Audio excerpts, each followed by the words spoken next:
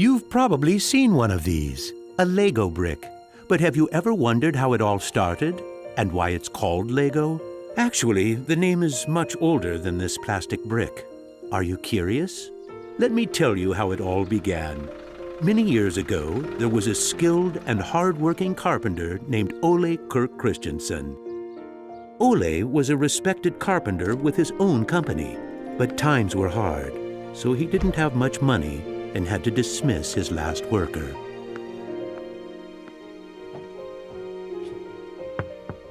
Come on in.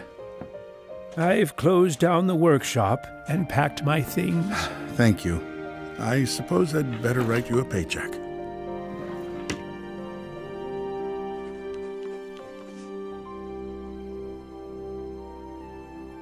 Take care.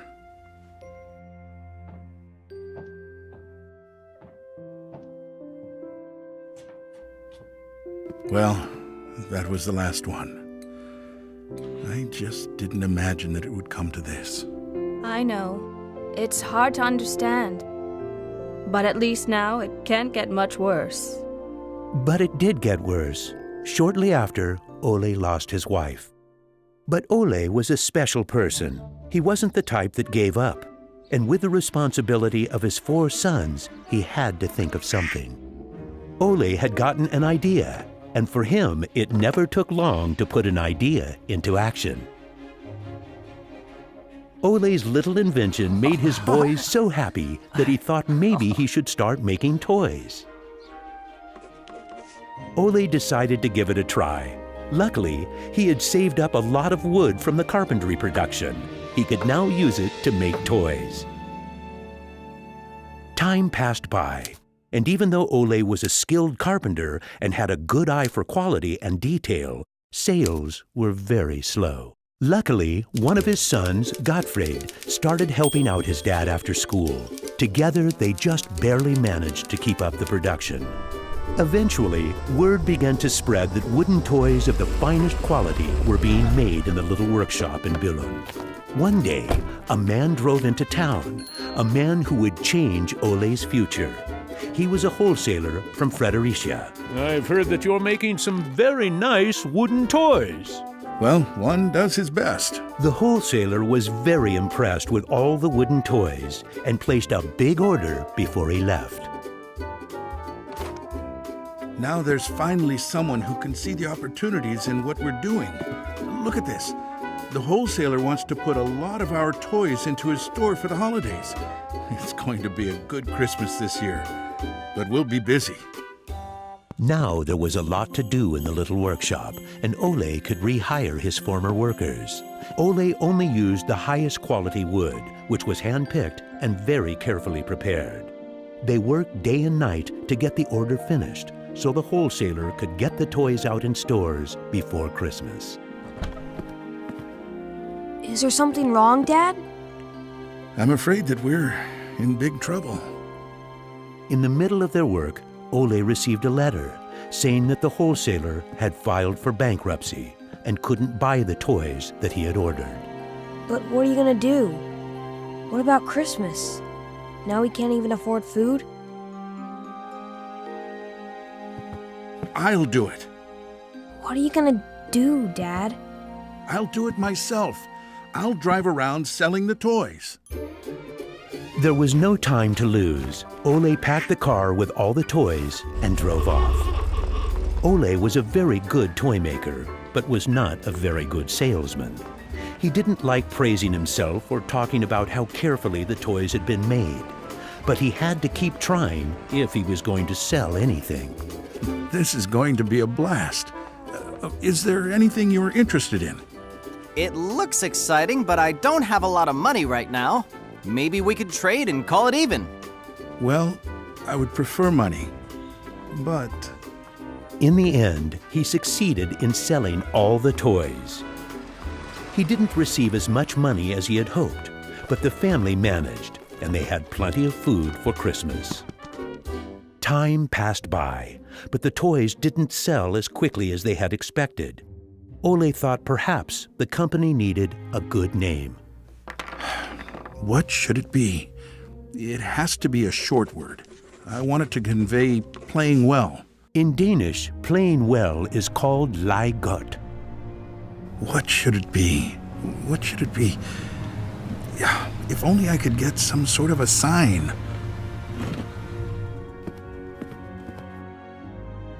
Lego. As you can see, Ole himself ended up finding a very suitable name. But what he didn't know was that in Latin, the word Lego means I put together. The name Lego was well received, and the company slowly started to move forward. We have made 3,000 crowns this year, and we have more orders than usual. Did you say 3,000 crowns? Then you need to see what I've been looking at. Even though Gottfried wasn't comfortable spending money on a milling machine, he could see that it was useful and that the quality of the toys improved. Could you finish the last batch and get it ready for shipping? I will. Dad, I've saved a lot of money for the company today. Really? How? I figured we could save money in the lacquer, so I only coated the ducks twice instead of 3 times. You what?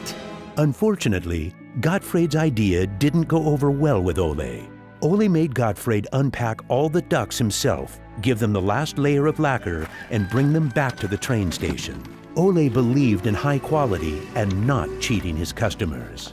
When Gottfried returned, Ole explained that that wasn't the way to create a good brand. This little lesson opened Gottfried's eyes to the fact that every detail matters, and only the best is good enough. In the late 1930s, Lego was making a profit. Even when the Second World War broke out, they tried to make the best out of a difficult time. It seemed nothing could go wrong. But a stormy night in 1942 changed their luck.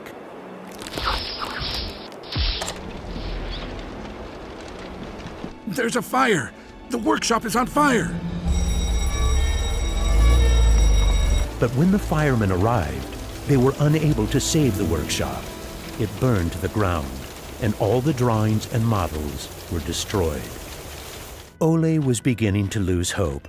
All that he had worked for was gone, and he almost lost his company. But being responsible for his children and workers inspired him to rebuild Lego. A new factory was constructed. Soon the production of wooden toys started again. The little company fought its way back into the market. Gradually, the Lego factory began to run smoothly, and Ole started looking for new challenges. One day, he went to Copenhagen to look at a new machine that had just arrived in Denmark. It was a plastic molding machine, and Ole was very excited about it. Should we buy it? It sure is a good bargain, and it will give us a lot of opportunities. Well, it does sound interesting, but it is a lot of money. I'll take that as a yes. When the plastic molding machine finally arrived, Ole started making little plastic teddy bears and rattles. But he still had the plastic bricks that he had received at the fair. There was something about them that he couldn't stop thinking about. And even though no one else could see the potential in them, Ole decided to redesign and put them into production. But it was when Lego first launched the Gray Ferguson tractor that the plastic toys became a success.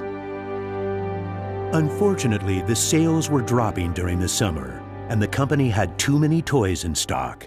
This can't be right. Of course our products can be sold the whole year, not only for Christmas. Gottfried decided that he would go out and sell the toys himself. Gottfried brought his wife Edith as company and moral support. If you can't get cash, then we need butter and eggs. Well, it wasn't that bad. Gottfried was a success in his trip around the country, which helped Lego to get out of its financial crisis. They reached home just in time for Ole's birthday party. Ole turned 60, and the whole family was gathered to celebrate with him. Well, I guess it was a long trip around the country. Hey, I got an idea. Listen. What about a picture with the 3 generations? Everyone thought that was a good idea, and we were placed on the sofa with all the presents and flowers around us. On a business trip to England, Gottfried met the head of a big shopping center on his way home. They discussed the toy industry, and the conversation would be very important to the future of Lego. Damn this industry. I just think that toys are no good nowadays. What do you mean? I think they're working very well. Oh, they work fine, sure, but there's no system in anything. System? System? There isn't any system. What in the world are you doing, Gottfried? There isn't any system. The toys need an idea and a system built around it. I want to put system into play. Children have only been offered ready-made solutions. They need something different that will strengthen their imagination and creativity. So you're trying to put Lego into a system? Interesting. That same year, Lego started producing the first Lego system of play. Children could now build houses from the Lego bricks.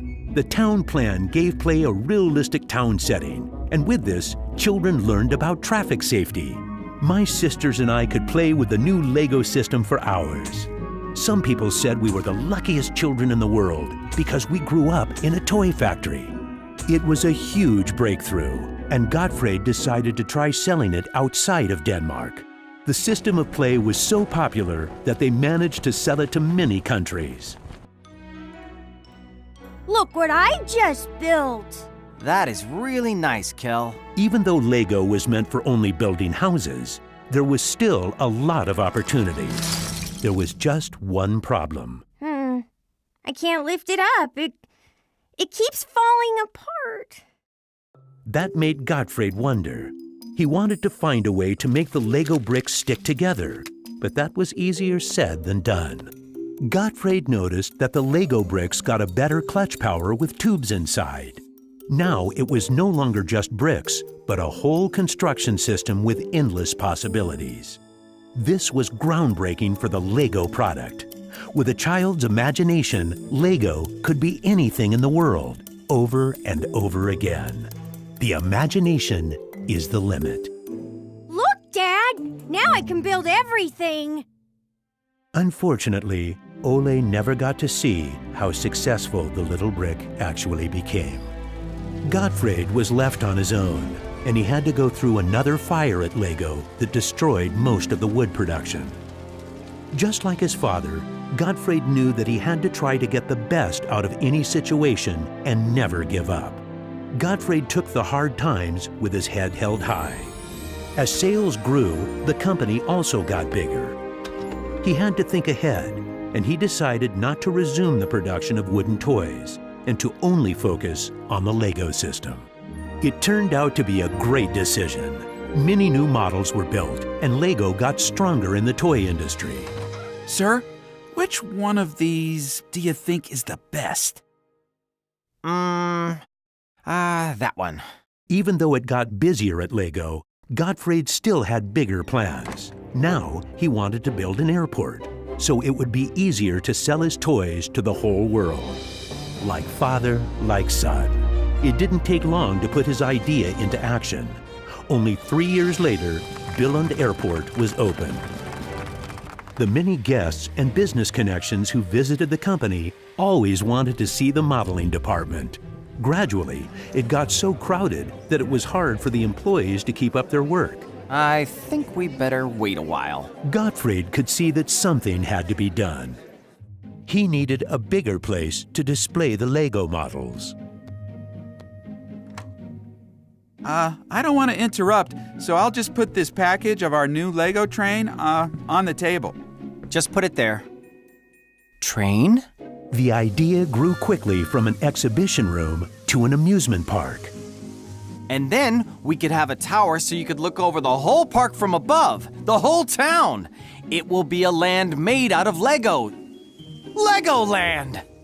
Well, it looks interesting, but how many visitors are you actually counting on?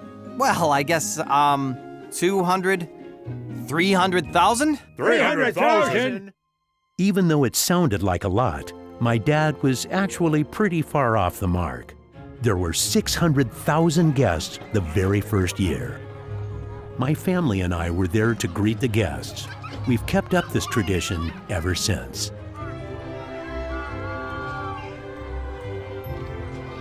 Now you know how it all began. Lego wouldn't be what it is today if it hadn't been for my grandfather's sense of quality and search for perfection. My father firmly believed in the endless possibilities of the Lego system. I seek to take the Lego idea even further, encouraging children to explore, experience, and express their own world, a world without limits. And we are still convinced that only the best is good enough, because children deserve the best.